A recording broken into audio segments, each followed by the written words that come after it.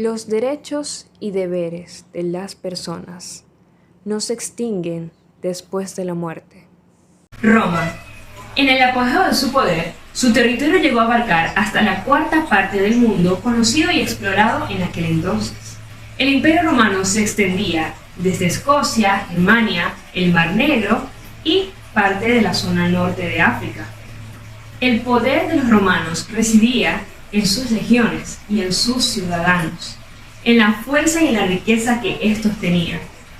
Pero ¿qué pasaba con su patrimonio después de la vida? Succedere o successio. Succedere es un verbo que viene del latín y este hace referencia a reemplazar, relevar, sustituir o en este caso suceder a otra persona. A su vez, successio es un sustantivo que viene de la misma palabra y hace alusión al sucesor, a aquella persona designada a tomar el lugar de otra persona, en este caso, un difunto. Succedere in locum o in ius defuncti. Suceder en lugar o en derechos a un difunto. En un sentido más cabal, la palabra sucesión hace referencia al conjunto de bienes o patrimonio que deja una persona al morir. Y sucesor será aquella persona designada a ser la beneficiaria de todos estos bienes y a su vez a ocupar el lugar que ha dejado el difunto en la sociedad. En Roma habían dos formas de sucesión. Por un lado estaba la testamentaria, que hacía referencia a cuando un titular de un derecho ejercía sobre este y escogía él mismo a una persona para ser la designada a recibir todo su patrimonio después de su fallecimiento. Por otro lado tenemos al avistentato, que cuando a falta de nulidad de el propio testamento, era la propia ley la que escogía cuáles iban a ser los herederos beneficiados del patrimonio del difunto. Consiste en la asunción por parte de un titular nuevo y en una sola cuota de todas las relaciones jurídicas transmisibles de un titular anterior. Se sabe que es universal cuando se sucede al difunto en todas sus relaciones jurídicas transmisibles. En el derecho romano, el testamento es un acto jurídico solemne, por el que una persona con capacidad para ello hace constar su voluntad dispositiva acerca de su propio patrimonio para después de su fallecimiento. Es un acto mortis, causa que produce sus efectos después de la muerte del causante, en que tiene lugar a la llamada herencia. Se podían transmitir los derechos reales acordes de usufructúa, uso de habitación y casi todos los derechos personales o de crédito, con excepción de los que hubieran nacido de los contratos de mandato, sociedad y locatio, conducto operarum, así como de las obligaciones derivadas de delitos. Se otorga al jefe de familia en presencia de los curiados, en forma de comitia curiada. En efecto, a tiempos de paz. Todavía no se sabe si los curiados eran testigos o también aprobaban o rechazaban la última voluntad del tector. El testamento un prosinto era utilizado por los militares romanos legionarios. Se tomaba la declaración precipitadamente, dado a los casos. Si los testores llegaban victoriosos, el testamento se anulaba inmediatamente. El testamento per emancipatio familias consistía en que el disponente le traspasaba los bienes a una persona de confianza. En presencia de 5 testigos y el portador de la balanza, esta persona se comprometía a devolverle los bienes al disponente. El testamento per aes et libram es el testamento más complejo. Se trata de que el pater hace una especie de traspaso a un tercero. Este tercero, a su debido tiempo, le da los bienes al heredero. Testamento nucupatibile consiste en que el testor da a viva voz su última voluntad a 3 testigos. La declaración de estos 3 testigos debe ser plenamente coincidente para con la última voluntad del testor. Reformas pretorianas y del derecho bajo imperio sobre la forma de testar. El pretor consideró válido un testamento estricto por el testador, presentado a 7 testigos y sellados por ellos. Este es conocido como el per aes et libram, también conocido como el testamento emancipatorio. Testamento militar. Se otorgaba a los soldados de la marina, de las escuadras imperiales y a los civiles que acompañaban al ejército militar en el desempeño de sus funciones. Es una forma privilegiada en cuanto a forma y contenido, porque podrían realizarlo dispensados de las formalidades ya escritas. Cayo dijo, como quieran o como puedan.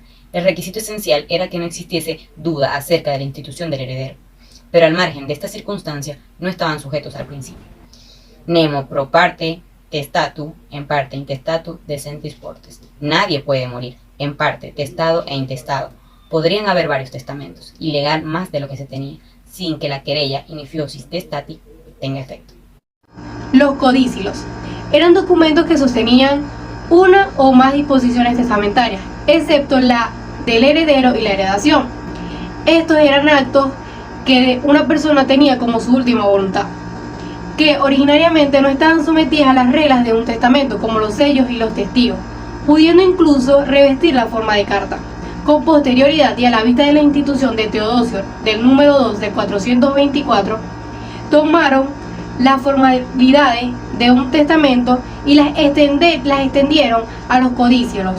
Un ejemplo sería la presencia de los 7 testigos que Justiniano redujo al número 5. En los efectos, los codicílos producen la modificación del testamento o codicílos posteriores, en los que resultan alterados o incompatibles. Los codicílos son revocados por el testamento posterior a no ser que éste se confirme expresamente. En las limitaciones de los codicílos, para explicarlo mucho mejor, tenemos los codicílos testamentarios. Estos se dividen en confirmados y no confirmados. El confirmado es aquel cuya existencia se ratifica en el testamento y goza de disposiciones de fideicomiso, de legado y de manumisiones. El no confirmado es aquel cuya existencia del testamento el testador no ratifica en él lo escrito en el codicilo, entonces solamente gozaría de disposiciones de fideicomiso. ¿Qué quiero decir con esto?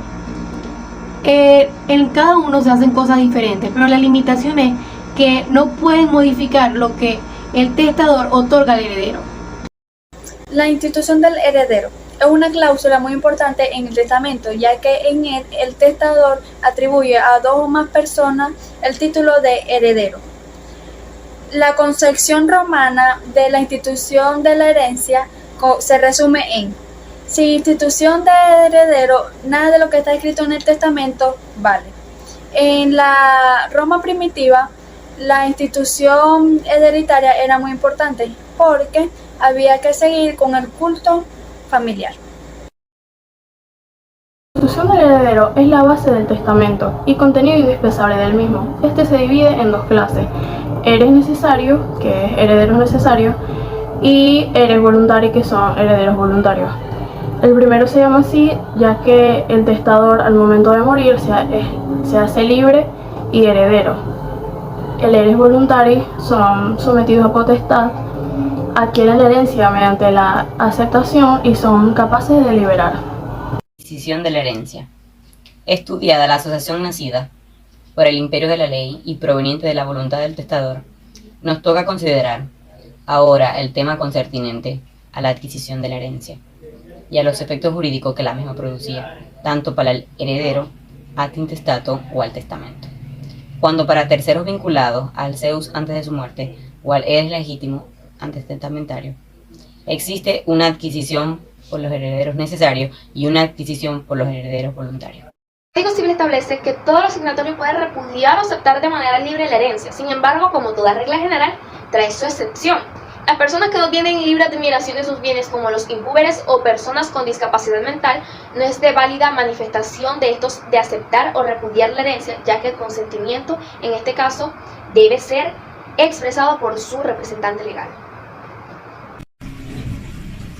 En caso de aceptar o rechazar la herencia, es importante saber que estos 2 extremos convergen con unos factores en común.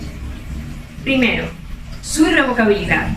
Una vez tomada la decisión de aceptar o rechazar ser heredero de un testamento, no se puede cambiar de opinión. Su retroactividad. Este proceso empezará justo después de la muerte del causante. Su indivisibilidad e incondicionalidad. Estos procesos y estos tipos de documentos no pueden estar sujetos a ningún tipo de condiciones. Separatio bonorum significa en español separación patrimonial, como le define López Baragas. Si se llega a poner en venta algunos bienes del heredero, se le concede a los acreedores del causante que puedan separar y mantener el patrimonio hereditario, evitando así en la venta del mismo puedan acudir los acreedores del heredero manteniendo de la misma forma el patrimonio. El legado. En la fuente encontramos dos definiciones atribuidas a los jurisconsultos Modestino y Florentino.